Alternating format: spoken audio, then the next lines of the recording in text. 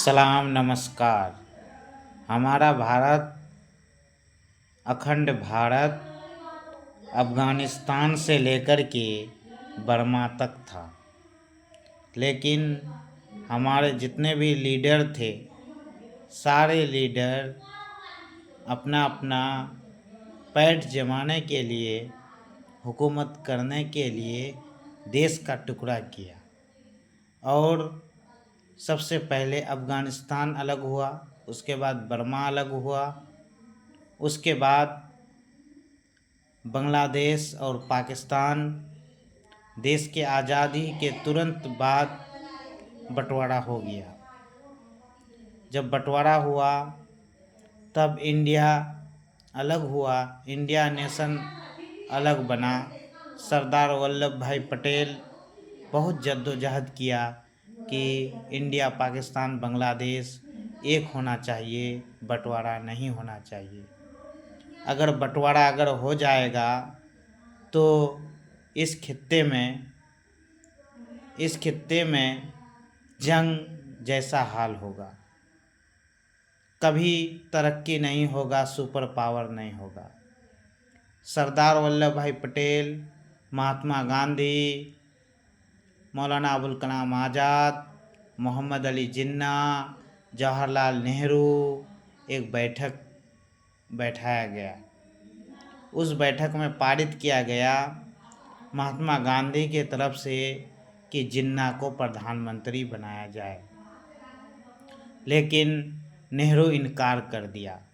नेहरू इसलिए इनकार किया कि जिन्ना के ही वजह से 1942 में कलकत्ता में हत्याकांड हुआ था। बहुत सारा आदमी मारा गया था, दोनों तरफ से बहुत बड़ा फसादात हुआ था।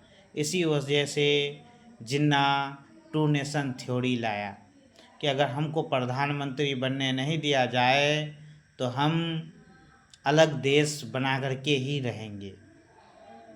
तो उसके बाद नेहरू जी ने कहा महात्मा गांधी को, जिन्ना को प्रधानमंत्री तो क्या, एक चपरासी भी नहीं बनाएंगे।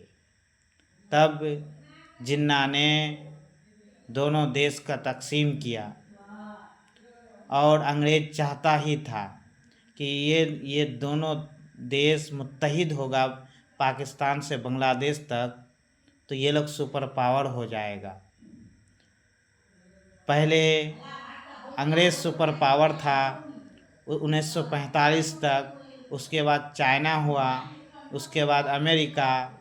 वही चाहता था कि कुछ दिन बाद अखंड भारत, इंडिया भी सुपर पावर हो जाएगा।